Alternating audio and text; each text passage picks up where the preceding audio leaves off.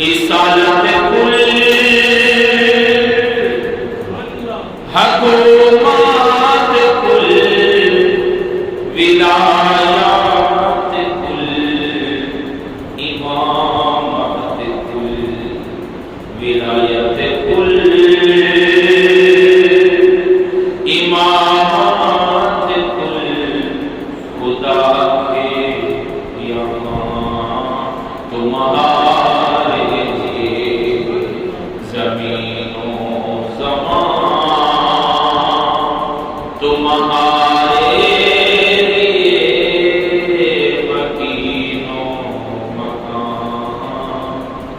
تمہارے لیے چنی و چنا، تمہارے لیے بنے دو جہاں، تمہارے لیے۔ محترم سامعین، ہر گھر کے اندر پریشانی، گھر کے اندر رزق کی وجہ سے معاشی طور پر کوئی اولاد کی وجہ سے پریشان، کوئی کاروبار کی وجہ سے پریشان، کوئی اب گھر کے اندر اور روہی کے علاقے میں پانی کی قلت، تو کوئی پانی کی وجہ سے پریشان۔ حضرت حسن بصری رحمۃ اللہ تعالی علیہ جب بغیر میں کہ ایک شخص آیا، آ کر عرض کی حضور والا گھر کے اندر رزق کے معاملے میں پریشانی ہے، دعا فرمائیں، کوئی وظیفہ ارشاد فرمائیں کہ اللہ یہ رزق کی تنگی کو دور کر دے اور یہ بے برکتی دور ہو جائے اور اللہ رب العزت رزق کے دروازے کھول دے۔ جمع غفیر ہے، حضرت حسن بصری رحمۃ اللہ علیہ نے کیا فرمایا؟ تم استغفار کرو اور استغفار بھی کثرت سے کرو، رب مہربانی فرمائے۔ اب وہ شخص چلا گیا، مجمع وہی، لوگ وہی، کیفیت وہی ہے، ماحول وہی ہے۔ ایک دوسرا شخص آیا، آ کر عرض کی حضور والا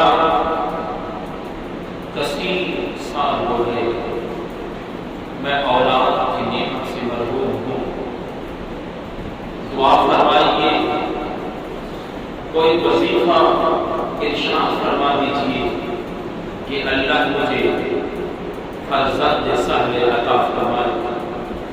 حضرت حسن بصری رحمۃ اللہ علیہ نے کیا ارشاد فرمایا؟ تم کثرت سے طلاق نہ بھولیے گا۔ مستند روایت ہے، آپ نے فرمایا تم کثرت سے استغفار کرو، رب نے آپ نے بیٹا واحد نہیں کہا بلکہ جمع کا صیغہ بولا، رب تمہیں بیٹے عطا فرمائے۔ ماحول وہی، کیفیت وہی، لوگ وہی، جمع غفیر وہی۔ تیسرا شخص آیا، آ کر عرض کی حضرت دعا فرمائیے، میں کسان ہوں، میں نے بڑی ہی محنتوں سے باغ لگایا، پتہ نہیں میرے باغ کو کیا ہو گیا، کس کی نظر لگ گئی، میرا باغ بجائے کہ وہ پھل زیادہ دیتا وہ سوکھتا ہی جا رہا ہے، وہ خشکی ہی ہوتا جا رہا ہے، وہ اجڑتا جا رہا ہے۔ آپ نے فرمایا پریشان نہ ہو، تم کثرت سے استغفار کرو، رب تمہارے باغ کو ہرا بھرا کر دے گا۔ مستند روایت ہے، لوگ وہی ہیں، جمع غفیر ہے۔ چوتھا شخص آیا، آ کر عرض کی یا حضرت میں جس علاقے سے آیا ہوں وہاں قحط سالی ہے، بارش برسنا بند ہو گئی ہے، ہمیں ایسا لگتا ہے کہ رب ہم سے ناراض ہو گیا ہے۔ حضرت دعا فرمائیے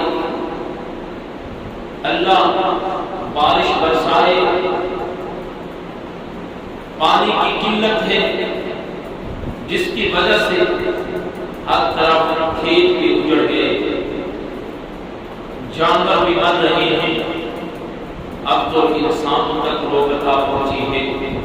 اگر بارش نہ برسی تو جانوں کے ضیاع ہونے کا خطرہ ہے۔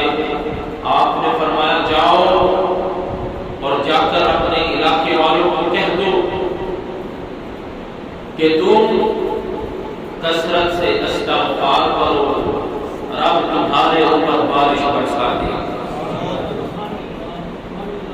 اب چوتھا شخص چلا گیا، مجمع کے اندر سے ایک شخص کھڑا ہوا، عرض کی حضرت اولاد کے لیے وظیفہ مانگا تو استغفار ہے، رزق کے لیے وظیفہ مانگا تو استغفار ہے، حضرت باغ اجڑ گیا وظیفہ مانگا استغفار ہے، حضرت بارش نہیں برس رہی وظیفہ مانگا تو استغفار ہے۔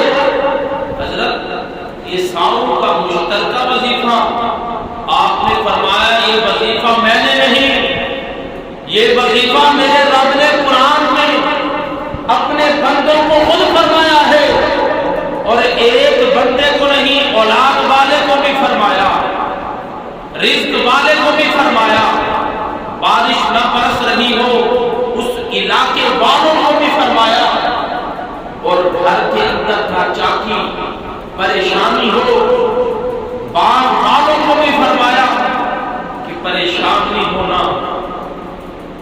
لوگ اس نے عرض کی کہ رب نے کس مقام پر فرمایا ہے؟ آپ نے فرمایا قرآن لاؤ، قرآن لایا گیا، آپ نے فرمایا سورۃ نوح کھولو، سورۃ نوح کھولی گئی، آپ نے آیت مبارکہ تجربہ طاہرہ تلاوت کی، فَقُلْتُ اسْتَغْفِرُوا رَبَّكُمْ إِنَّهُ كَانَ غَفَّارًا، کہ بس حکم یہی ہے کہ تم استغفار کرو، میں إِنَّهُ كَانَ غَفَّارًا، میں تمہارے سارے گناہوں کو بخش دوں گا، میں غفور بھی ہوں، میں رحیم بھی ہوں، يُرْسِلِ السَّمَاءَ عَلَيْكُمْ مِدْرَارًا، میں آسمانوں کے دروازوں کو کھول دوں گا، اگر تم بارش طلب کرو گے اسی استغفار کی برکت سے تم پر بارش برسا دوں گا۔ فرمایا ایک وظیفہ ہو گیا، عرض کی حضرت ہو گیا، آپ نے فرمایا آگے سنو، یہ کوئی اور نہیں تمہارا رب کہہ رہا ہے، وَيُمْدِدُكُمْ، میں تمہاری مدد کروں گا، لیکن شرط وہی ہے کہ کثرت سے تم نے کیا کرنا ہے۔ آج ہر طرف پریشانی ہے کہ حضرت دعا کریں بارش نہیں آ رہی، ارے میں یہ عرض کرتا چلوں آج ہم وہی وظیفہ نہ اپنا لیں جو ہمارے رب نے ہمیں خود عطا کیا۔ ارے کثرت سے استغفار کر کے تو دیکھو، اپنی اولادوں کو اس پر لگا تو دیکھو، میرے رب نے یہ وظیفہ ہمیں ڈائریکٹ عطا کیا ہے، جو اس کے اوپر عمل کرے گا رب رحمتوں کے دروازے کھول دے۔ آپ نے فرمایا سنو، وَيُمْدِدُكُمْ، اور رب تمہاری مدد کرے گا، لیکن شرط کثرت استغفار ہے، بِأَمْوَالٍ، تمہارے مالوں کو زیادہ کر دے گا۔ اگر مالوں میں کمی آ رہی ہے تو پریشان نہ ہونا، اگر رزق کم ہو رہا ہے، تجارت میں نقصان ہو رہا ہے، پریشان نہ ہونا، استغفار تم پڑھتے رہو، تمہاری روزی کو رب بڑھاتا جائے گا۔ آگے فرمایا دو وظیفے ہو گئے، عرض کی حضرت ہو گئے، آپ نے فرمایا سنو، رب نے تیسرا بھی فرمایا ہے، وَبَنِينَ، کیا ارشاد فرمایا؟ اگر کوئی اولاد کی وجہ سے پریشان ہے تو وہ پریشان نہ ہو کہ میں صاحب اولاد نہیں ہوں، میرے رب نے خود وظیفہ بتایا ہے، کسی پیر کا محتاج نہیں ہے، ہم تو پیروں کو ماننے والے ہیں، ہمارا تو ایمان ہے، لیکن رب نے خود اپنے بندوں پر شفقت کرتے ہوئے یہ وظیفہ عطا کر دیا کہ تم اگر صاحب اولاد بننا چاہتے ہو، ہر طرف سے علاج سے عاجز آ چکے ہو، تو گھبراؤ نہ، میں رب ہو کر کہتا ہوں وَيُمْدِدُكُمْ، میں رب تمہاری مدد کروں گا۔ کثرت سے غالب تیری روزی بھی فراہم کر دوں گا، وَبَنِينَا، اور ایک بیٹا نہیں میں بیٹوں کی لائن لگا دوں گا۔ آگے کیا ارشاد فرمایا؟ وَيَجْعَلْ لَكُمْ جَنَّاتٍ، یہ جنات کا مطلب عربی میں یہ باغ ہوتا ہے، عربی میں جنات کہتے ہیں باغ کو۔ آگے رب نے کیا ارشاد فرمایا؟ اگر کثرت سے تم استغفار کرو گے، اگر تم کسان ہو، زراعت کے شعبے کے ساتھ تمہارا تعلق ہے، تمہارے باغ ہیں، تو میں تمہاری ایسی مدد کروں گا۔ استغفار تم نے کرنا ہے، تمہارے باغوں کو سرسبز میں کر دوں گا۔ آگے کیا ارشاد فرمایا؟ وَأَنْهَارًا، اور تمہارے لیے نہروں کے اندر پانی رواں دواں کر دوں گا۔ یہ آج ہر طرف نہریں خشک ہیں، آج ہر طرف دریا خشک ہو چکے ہیں، آج رحمت کے دروازے ہم پر بند ہو چکے ہیں۔ یہ وجہ کیا ہے کہ ہم نے استغفار کو چھوڑ دیا ہے۔ آج رزق کی وجہ سے ہم پریشان ہیں، آج مصیبت میں ہم مبتلا ہیں، آج گھر کے اندر پریشانیاں لاچاریاں ہیں۔ ارے کسی سے وظیفہ پوچھنے کی ضرورت نہیں، قرآن اٹھاؤ، سورۃ نوح کی تلاوت کرو اور اس آیت کو کثرت سے پڑھو، اس کی تشریح پڑھو جو علماء نے مفسرین نے لکھی ہے کہ 4 باتوں کے وظیفے میرے رب نے خود فرما دیے ہیں۔ اولاد نہیں ہے، اولاد عطا کرے گا، رزق کی پریشانی ہے، رزق معافی ملے گا، بارش نہیں برس رہی، بارش برسائے گا، باغ تمہارے اجڑ گئے ہیں، باغوں کو بھی ہرا بھرا کر دے گا۔ لیکن شرط یہی ہے کہ کثرت سے ہم نے استغفار کیا۔ اے ایمان والو، حضرت علی مرتضیٰ شیخ خدا قدس اللہ وجہہ الکریم یہ روایت کرنے والے ہیں۔ حضرت آدم علیہ السلام نے اپنے رب سے جب ہم کلام ہوئے عرض کی، بولا تو نے شیطان کو اتنی طاقت دی کہ ہمارے جسم کے اوپر، حتیٰ کہ ہمارے خون میں وہ خون کی طرح، جس طرح خون دوڑتا ہے اسی طرح شیطان دوڑتا ہے، اس پر ہمارے اوپر تو نے مسلط کر دیا، میری اولاد کے اوپر تو نے مسلط کر دیا۔ اے رب تو میری اولاد کے اوپر رحم فرما۔ تو اللہ رب العزت نے ہمارے والد محترم حضرت آدم علیہ السلام سے گفتگو کرتے ہوئے ارشاد فرمایا۔ وہ کیا ارشاد فرمایا؟ اے آدم، میں تمہیں ایسے انعامات سے نوازوں گا کہ تجھے راضی کر دوں گا۔ آپ نے عرض کی، بولا مجھے راضی کر دے۔ رب نے فرمایا میں تیری اولاد کے اوپر، بیٹا بیٹھ جاؤ، نیچے بیٹھ جاؤ، کیوں کھڑے ہو؟ بولا مجھے راضی کر دے۔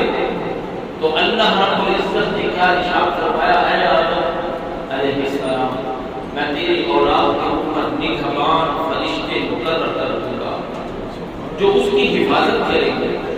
حضرت آدم علیہ السلام نے عرض کی، یا رب العالمین اور بھی عطا فرما۔ میرے رب نے ارشاد فرمایا اگر وہ گناہ کریں گے تو ایک ہی گناہ لکھا جائے گا، اور اگر وہ ایک نیکی کریں گے تو نیکی ایک نہیں، نیکیاں 10 لکھی ہے۔ حضرت آدم علیہ السلام نے عرض کی کہ گناہ اور بھی عطا فرما۔ تو اللہ رب العزت نے ارشاد فرمایا کہ جب تک سکرات ان کو نہیں لگے گی، یعنی یہ موت کا آخری وقت ہوتا ہے جب انسان کی باتیں اللہ سے ہونے لگتی ہیں، تب تک میں توبہ کا دروازہ اس کے اوپر بند نہیں کروں گا۔ وہ اگر آخری وقت بھی وہ جتنا گنہگار ہے، جتنا سیاہکار ہے، وہ جتنا بدکار ہے، وہ جتنا خطا کار ہے، وہ اپنے آنکھوں سے آنسو بہائے نہ بہائے، وہ دل میں یہی کہہ دے کہ مولا مجھ سے غلطی ہوئی، مجھ سے کمی اور کوتاہی ہو گئی، یا رب مجھے معاف کر دے۔ اے آدم، میں رب ہو کر تجھ سے وعدہ کرتا ہوں، معافی مانگنا اس کا کام ہوگا، اس کے گناہوں کو معاف کرنا میرا کام۔